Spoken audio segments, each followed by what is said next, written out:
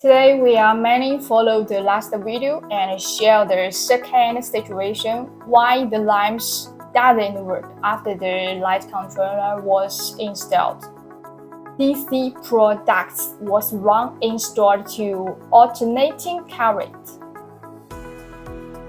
We have some products works with DC 12 voltage or DC 24 voltage, such as this model.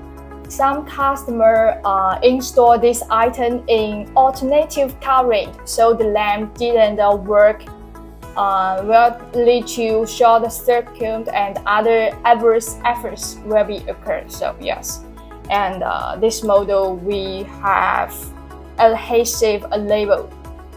Yes. The correct installation method is adding a transformer before connecting the 12 voltage DC or 24 voltage DC lights in cell. Yeah, that's all for this video.